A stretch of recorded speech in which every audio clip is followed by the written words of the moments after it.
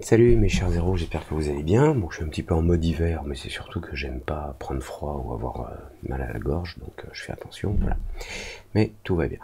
Euh, J'avais envie de parler de réfraction d'une façon un petit peu amusante, parce que la réfraction, qui est en fait le fait que quand la lumière traverse un corps translucide, la lumière passe d'un matériau à un autre, qui a une densité différente, et ça change son angle d'incidence. Quand la lumière arrive par exemple sur l'eau, hop, à l'intérieur, ça change d'angle, et puis ça ralentit un tout petit peu. Si la densité est plus élevée, la vitesse de la lumière ralentit un tout petit peu. Très faible, mais elle le fait. Et ça nous donne un effet qui est assez amusant, qui est que quand on voit le soleil se lever, en fait, on le voit se lever en avance à cause de l'atmosphère qui a un indice de réfraction, un index, ou un indice, ou un index, peu importe. Donc je vais essayer de vous expliquer ça. D'abord, la réfraction, on va prendre une simple... je suis en mode... hop, on va prendre une simple sphère qu'on va observer avec une caméra. Et comme vous le voyez, non, je vais juste désactiver, voilà. Hop, hop. Là, dans ma scène, j'ai une sphère qui est observée par une caméra, et la caméra pointe au centre de la sphère.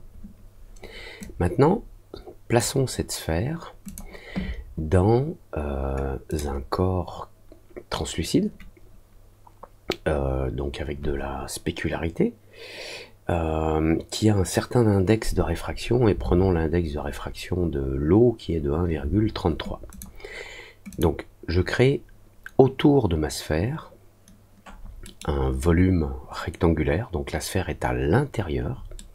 Donc quand la caméra regarde la sphère, elle voit s'il y a une lumière. Alors, je sais pas, oui, là j'ai une lumière environnementale. Ok. Toutes les lumières qui vont arriver, qui vont se réfléchir sur la sphère, vont repartir d'une façon ou d'une autre, à droite, à gauche, en haut, en bas, dans tous les sens. Et que va voir la caméra ici? Alors, la caméra, elle voit ça. Alors là, on a en fait ces taches claires autour, c'est la réflexion de la lumière environnementale, parce que j'ai un environnement. On va regarder un petit peu pour bien comprendre de quoi on parle. Voilà, j'ai un bloc rectangulaire qui a un index de réfraction de 1,33 qui correspond à l'eau, et tout autour j'ai des lumières. Ok, donc je reviens sur ma caméra et là je vois quoi? Je vois ça. Bon, ça c'est une réflexion en fait, et ça c'est la lumière qui sort, que je vois à travers la surface de l'eau là en bas. Et on va faire une comparaison. Donc j'enregistre cette image, je désactive l'eau et je compare. Alors quand la sphère n'est pas dans l'eau, elle est au centre de mon image, et quand la sphère est dans l'eau, elle apparaît au-dessus. Vous voyez? Alors c'est parce que, enfin c'est surtout, c'est le principe de l'index de réfraction, hein. C'est que, alors si je prends mon outil Doodle, il est où? On est dans Tools, Doodle, voilà, je prends le menu, hop, Doodle Paint. En fait, il y a plein de lumière qui arrivent de partout, et il y a des rayons qui repartent. Alors les rayons qui repartent directement vers la surface de l'eau en direction de la caméra, eh bien, puisqu'ils sortent de l'eau qui a une densité plus élevée que l'air, ils sont déviés dans ce sens-là. Par contre, les rayons qui partent ici, et quand ils sortent de l'eau, ils sont déviés dans ce sens-là, et là ils arrivent au centre de la caméra. Voilà pourquoi on voit la sphère plus loin quand elle est dans l'eau. Plus loin par rapport à notre image, c'est simplement ici plus haut. Quand elle est dans l'eau, c'est parce qu'on a tout un tas de rayons. Alors des rayons qui partent là, là, là, là, Mais ceux qui partent là, ben, il est possible que, hop, ils passent à côté de la cam. Donc ça, c'est le changement de densité. Quand on change, quand la lumière passe de la densité d'un corps à un autre, elle a un index de réfraction. Un index qui peut être... Alors, l'index qui ne change rien, c'est l'index de 1. L'index négatif, je ne sais pas si on le rencontre dans la nature, je ne veux pas dire de bêtises, mais souvent on a un index positif quand on parle d'un corps plus dense. Parce que c'est vrai qu'on compare un index de réfraction d'un corps, mais généralement par rapport au vide interstellaire, ou là où il n'y a que de la matière noire, on va dire. Donc on considère que quand l'index de réfraction, quand il n'y a pas de déviation, on utilise 1, parce que quand on multiplie un angle par 1, on obtient la même chose. Voilà pourquoi l'index de réfraction de base, c'est 1. Et que ça n'est pas 0. C'est que si j'ai cette lumière qui sort là, et que l'index de réfraction, enfin que je passe d'un corps à un autre, mais que la densité est la même, l'angle sur lequel j'arrive sur cette zone de franchissement, je multiplie l'angle par 1 et j'obtiens le même angle. En fait, je multiplie par moins 1, puisque si je mesure cet angle-là, j'ai le même ici, mais je ne veux pas qu'il reparte de ce côté-là. Si notre référence, elle est là, attendez, je vais effacer tout ça, clear, voilà, c'est une lumière qui part là. Si notre référence, elle est là, le 1, c'est ça. Et en fait, enfin, le vrai 1, c'est ça. Et l'index de référence qu'on utilise comme 1, c'est une sorte de moins 1. C'est-à-dire que cet angle-là, comparé à celui-là, par rapport à cette référence-là. Voilà. Donc, s'il n'y a pas de changement de densité, on a 1, l'angle ne change pas. Si la densité change, je vais clear, si la densité change, hop, le rayon est dévié. Bon. Il y a deux choses concernant le soleil qui se lève sur la Terre quand vous le regardez là où vous êtes, peu importe où sur la Terre. La première chose, c'est que là j'ai un système où j'ai représenté le soleil sous forme d'un disque, mais c'est vrai que j'aurais mieux fait de prendre une sphère. On va prendre une sphère. Et cette sphère, je vais lui mettre, voilà, un émetteur de lumière. Le soleil, de toute façon, il est plus gros que la Terre. Bon. Si le soleil est près de la Terre, ou pas trop loin, il se passe quoi? Alors, on va regarder. Hop. Voilà. Le soleil éclaire la Terre. Si on zoome un petit peu sur la Terre ici, de côté, alors le pôle Nord n'est pas vertical sur le système solaire, mais on va considérer que le système solaire, c'est-à-dire le plan sur lequel la plupart des planètes sont alignées en moyenne, c'est un plan, et on va considérer que la partie supérieure du plan, c'est le côté qui est du côté du pôle Nord de la Terre, même si la Terre est un petit peu inclinée, hein, on le sait. Éventuellement, je peux, si ça vous fait plaisir, éventuellement incliner un petit peu la Terre ici, ok. Bon, ça change pas grand chose. On a un soleil qui est énorme, et on a surtout un soleil qui est plus grand que la Terre. Et là, on est très très loin d'être à l'échelle, parce qu'en fait, le soleil, sur son diamètre, ici la largeur, on va dire, comparé à la Terre, le soleil est 109 fois plus grand. Ça veut dire que le soleil, c'est pas du tout... attendez, je pousse ça. Le soleil, je vais l'appeler soleil. Le soleil, c'est un truc monstrueux. Donc, il se passe quoi quand on regarde la Terre? Oui, j'ai mis une petite sphère là à côté, je vais la désactiver. Voilà. Quand on regarde la Terre, le Soleil est tellement grand qu'on comprend bien que puisque le Soleil est super grand, là, on va dire d'un point de vue vertical, là, Doodle Paint, ah, je peux pas peindre ici. Ok, bon, peu importe. Le Soleil est très grand ici, donc il va pouvoir envoyer des rayons un petit peu plus loin là, ou un petit peu plus loin là. Bon. Pour que ce soit plus évident de constater ce qui se passe quand le Soleil se lève, c'est de bien comprendre que la Terre tourne.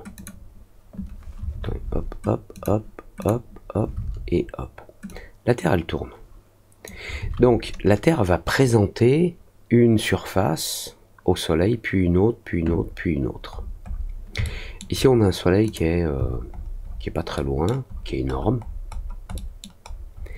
Et donc, on a des rayons de lumière, voilà, qui partent de là, qui viennent éclairer la Terre ici.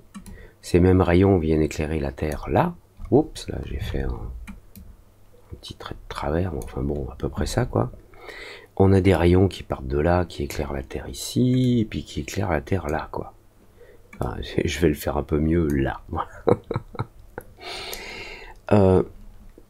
Donc on a une surface là éclairante qui est plus grande que la surface éclairée. Donc si on regarde sur le côté, ce que l'on va voir quand on se rapproche de la Terre, je vais faire clear doodle, c'est où là?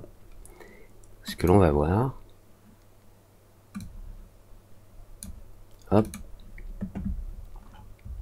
je me rapproche, plus, voilà, encore, voilà. C'est que puisque le Soleil ici il est immense, bah, il y a des rayons, en fait,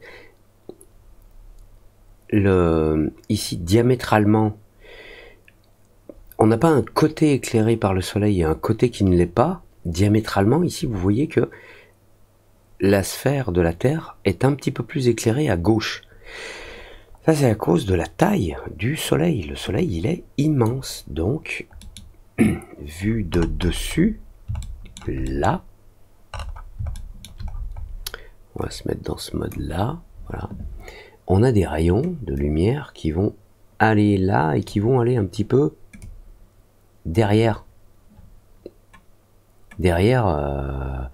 Contrairement à s'ils arrivaient tout droit.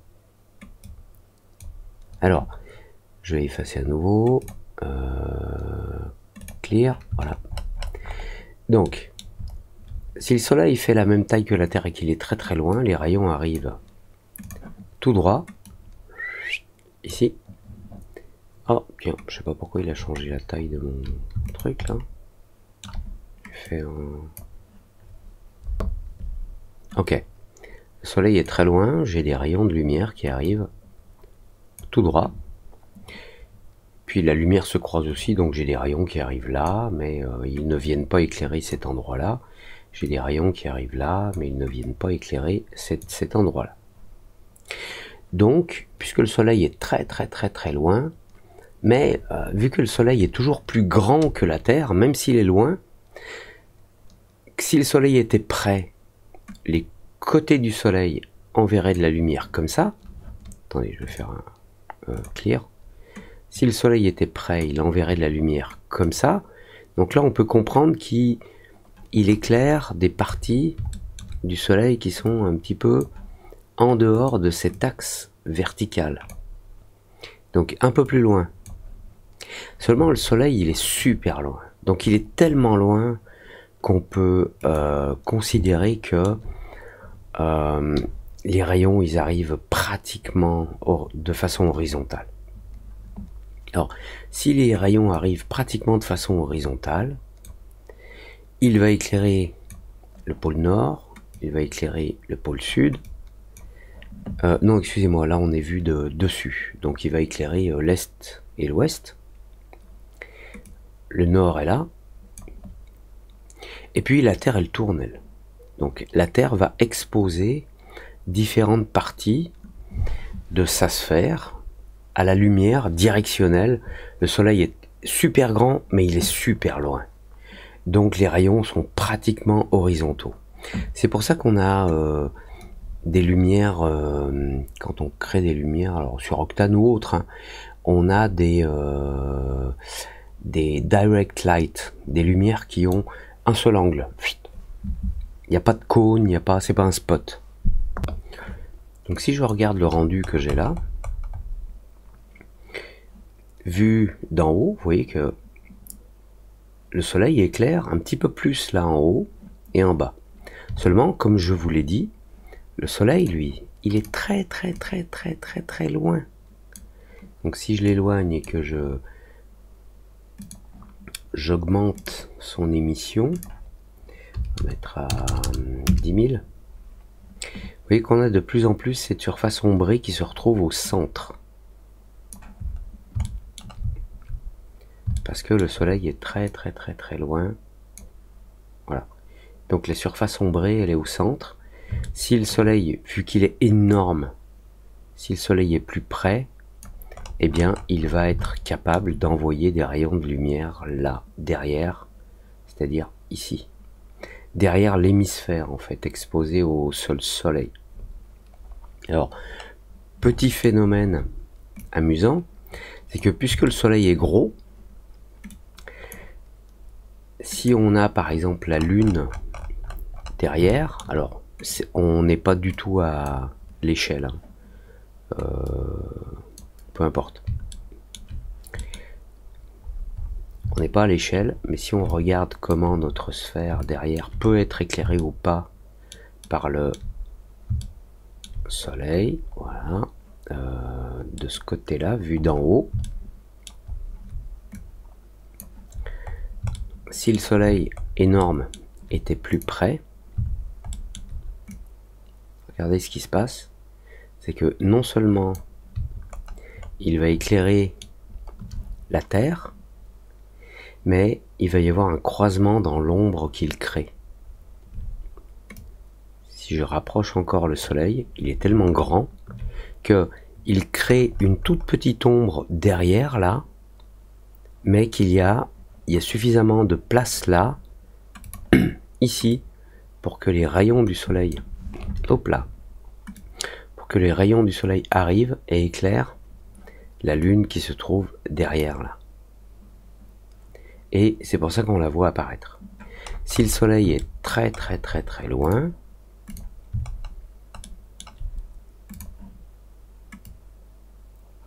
voilà, hop, vous voyez, notre lune est en partie ombrée par la présence de la Terre, mais en partie. Bon, reprenons cette chose qui est très importante. Le soleil fait 109 fois le diamètre de la Terre. Donc si je prends la Terre,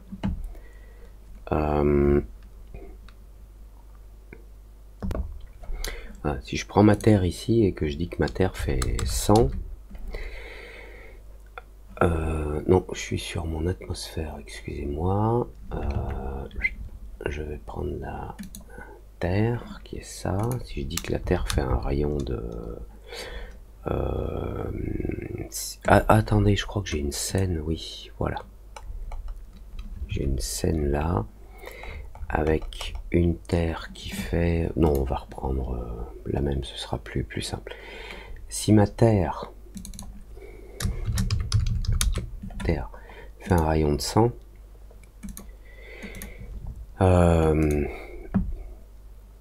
mon soleil, lui, il fait un rayon de 100 fois 109. Vous voyez le truc un peu? C'est-à-dire que même si le soleil était suffisamment loin, je peux vous dire que le résultat... c'est que non seulement la Terre est bien éclairée, voilà. Alors je vais désactiver mon atmosphère, mais la Lune derrière, elle reçoit tous les rayons du soleil. Dans la réalité, le soleil est super loin. Loin. Donc je vais le mettre loin. On va voir ce qui se passe, voilà.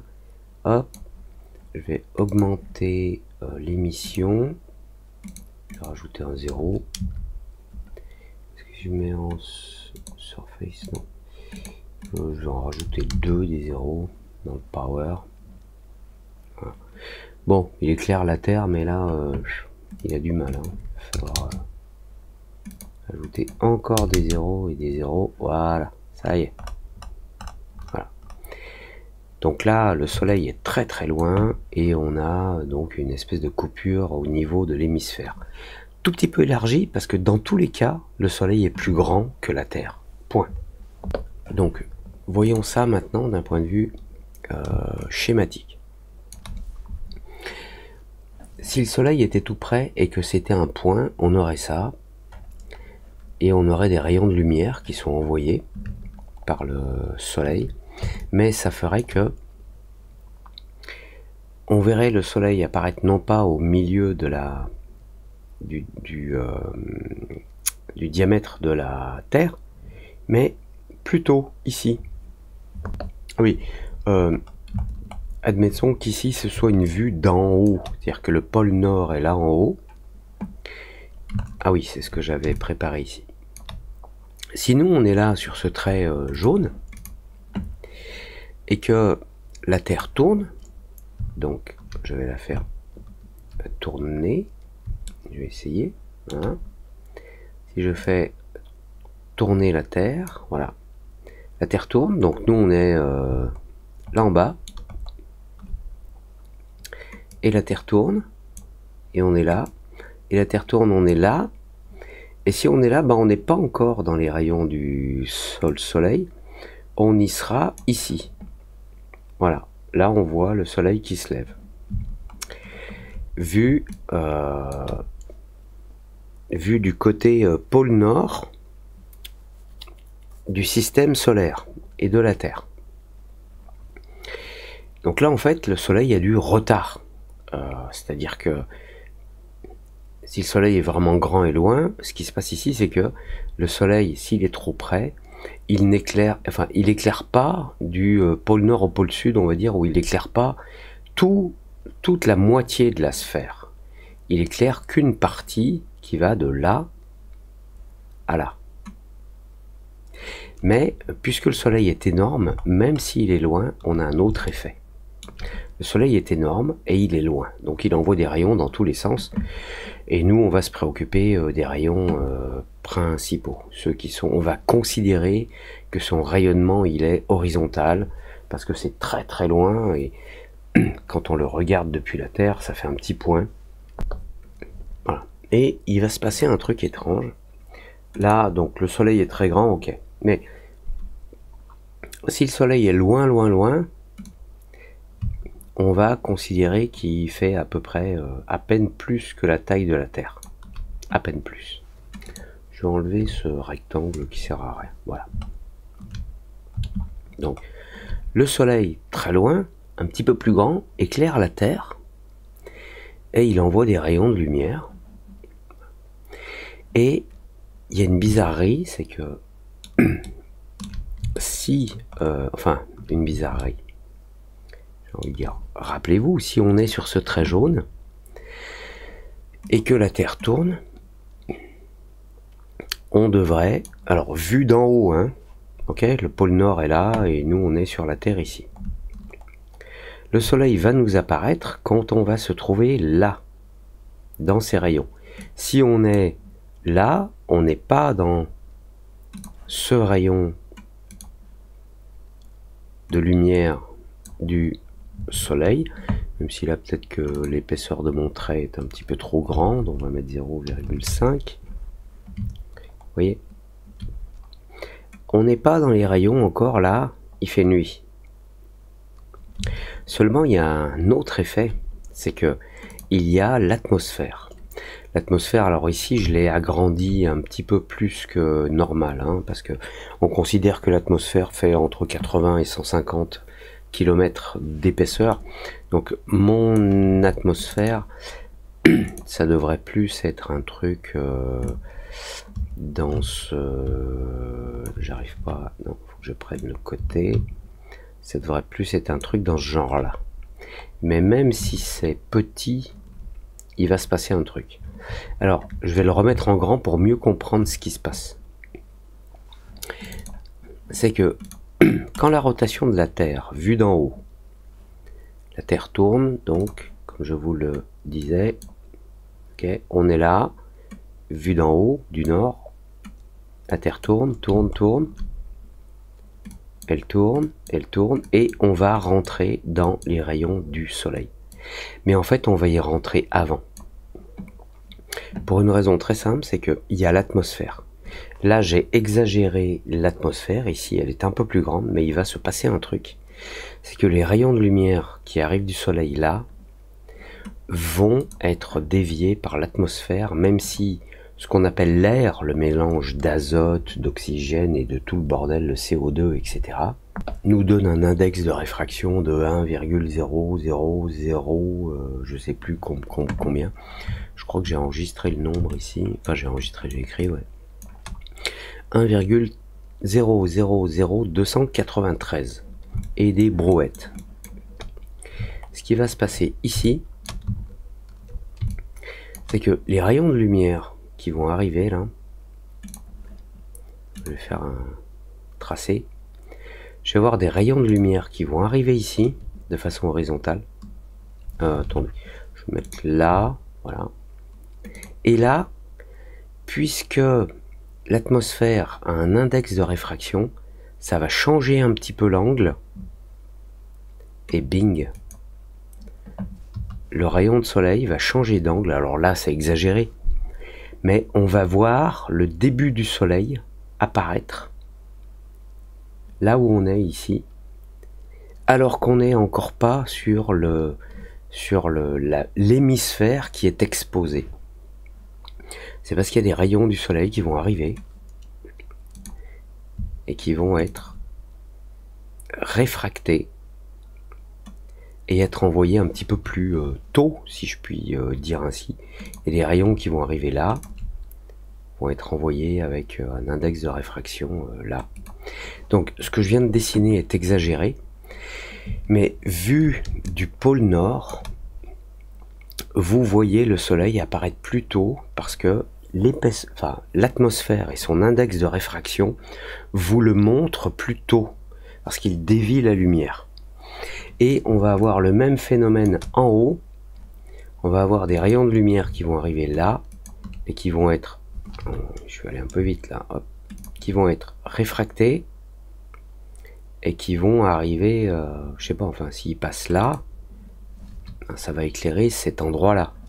Si un rayon arrive ici et qu'il est réfracté avec un certain angle, il passe au-dessus, ok.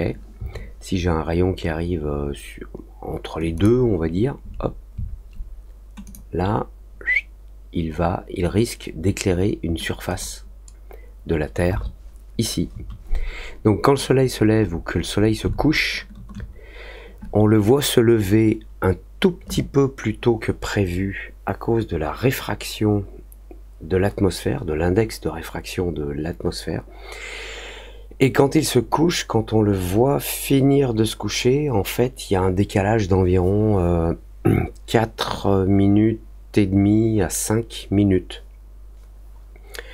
Ce peu de distance et ce peu d'index de réfraction crée un décalage de 5, enfin, ouais, un petit peu moins de 5, entre, on va dire, 4 minutes et demie environ. Vous voyez le soleil apparaître plus tôt parce que l'atmosphère dévie les rayons et vous le voyez. Voilà, donc ça veut dire que le soleil éclaire plus que l'hémisphère de la Terre qui est exposé au soleil. Il en éclaire un peu plus parce qu'en passant dans l'atmosphère, les rayons sont déviés vers l'intérieur et ça éclaire une zone un petit peu plus grande. Donc, conclusion, si vous faites des terres, voilà, si vous voulez être précis, utilisez soit un éclairage vraiment directionnel, ou utilisez, comme je l'ai fait là, une sphère ou un disque que vous pouvez mettre très loin, mais qui va venir éclairer votre terre